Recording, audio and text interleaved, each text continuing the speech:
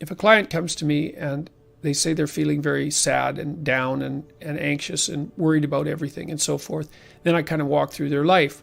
Do they have friends? Do they have a family? Do they have a meaningful job?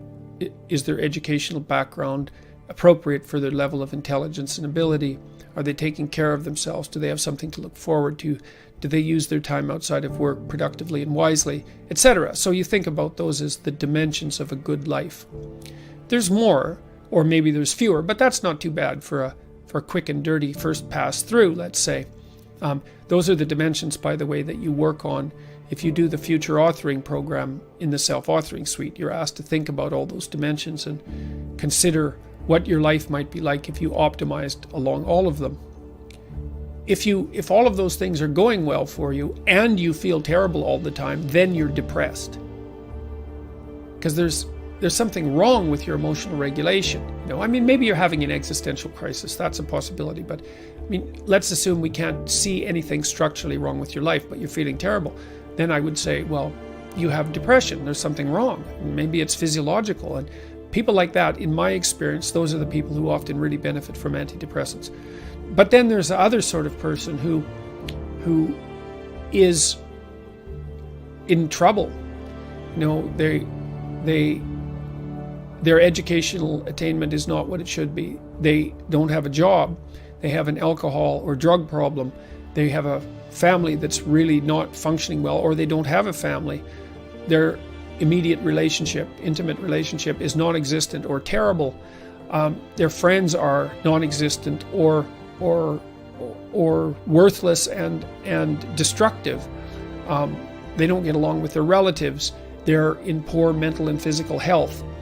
You get the picture. And they're not feeling good.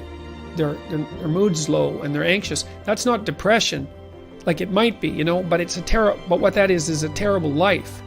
And those are different things. They need to be conceptualized differently. Now, even if you have a terrible life, an antidepressant might be able to lift you up enough so that you can keep fighting, let's say, assuming that that's what you're doing. But an antidepressant obviously isn't going to help, isn't going to remove the facts of your terrible life. So the question is, how do you cope with that? And the first answer is you shrink your time frame. You've had these, especially with regards to your diagnosis, it's like all of a sudden your future has been thrown completely into chaos. And you don't know how to deal with that, and who would? You do what you can to stabilize your medical treatment and to optimize your quality of life while that's happening. A very complicated thing to do. And then I would say you live for the day, for the week maybe. Maybe a week's too much even, but for the day. It's like, you get up in the morning, you think, I need to do everything I can to make this day as meaningful and rich as I possibly can.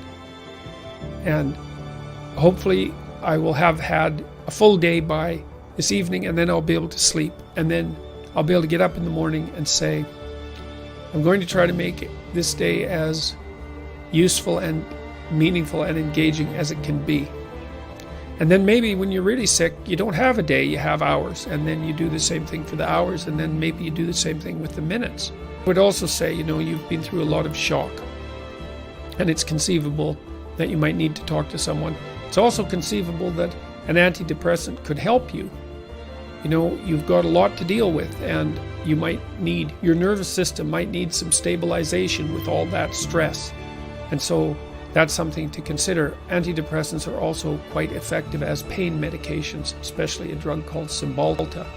So that's also worth knowing, because you need to know about effective pain medication. It's very important. In extreme situations of pain, opiates, of course, are the drug of choice, but you can use drugs like methylphenidate, that Ritalin, the ADHD drug. You can use them as adjuncts to pain medication, and people need to know that, because they're basically amphetamines, and this is for people who are in absolutely intractable pain, by the way. That can increase alertness and help cope with pain, and it's really useful to know what you might need to cope with pain.